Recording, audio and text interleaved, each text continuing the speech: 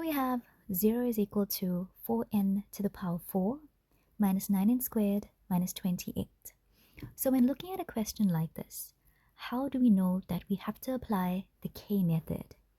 Firstly, it is a trinomial, but it is not in standard quadratic format.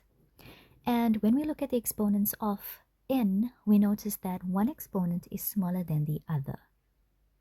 This is a clear indication that we need to apply the k method so that we can get this equation in standard quadratic format, which makes it a lot easier for us to solve for the unknown. So here, we look at the exponents of n, and we notice we have n to the power 4 and n squared. And we know that when we are choosing a n to the power of a certain exponent, we choose n with the smaller exponent. So here we would go with n squared. So we're going to say let k equal to n squared. Now, as I explained in question 1 and 2, that the variable with the bigger exponent automatically becomes k squared. But I'll just show you on the side why. So k squared is k times k. Since we've chosen k to represent n squared, let's replace it with n squared times n squared. Laws of exponents says that when we are multiplying bases that are the same, we add the exponents. So this gives us n to the power 4.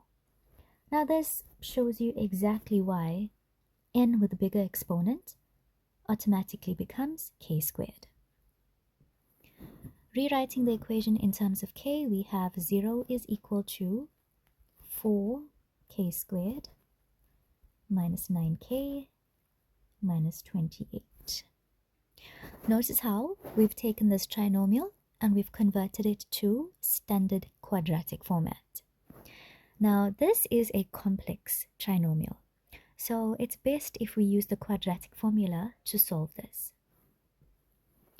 Remember that the quadratic formula is minus b plus or minus the square root of b squared minus 4ac all over 2a. So let's substitute in here. The b value is negative 9, so we have negative into negative 9. And please be careful. When you're substituting b and it's negative, you have to substitute it in a bracket because of the negative that already exists in front from the formula. So underneath the square root, we have negative 9 squared minus 4, a is 4, c is negative 28. And in the denominator, we have 2 times a, which is 4. Simplifying this, we get negative times negative 9, which gives you positive 9. Underneath the square root, you end up with 529. And in the denominator, we have 2 times 4, which is 8. Solving for k using the plus in the equation, we have k is equal to 4. Using the minus, we get k is equal to negative 7 over 4. So we know that the next step is to replace k with what we had initially equated it to. And if we go back up, it was n squared.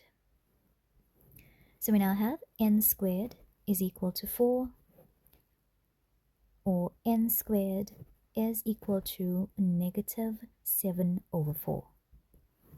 Now to solve for n, we have an exponent of 2 on it. To cancel out that square, we can square root both sides. So we square root the left-hand side and the right-hand side, and please remember that when you square root the value, it gets a plus or a minus in front of the square root.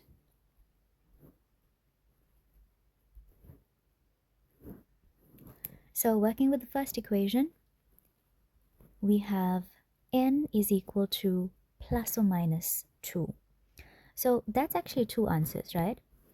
This further breaks up as n is equal to positive 2 or n is equal to negative 2. However, what you notice is that with the second equation, we cannot get an answer. When we put this in the calculator, it says math error. That is because the square root of a negative value does not exist.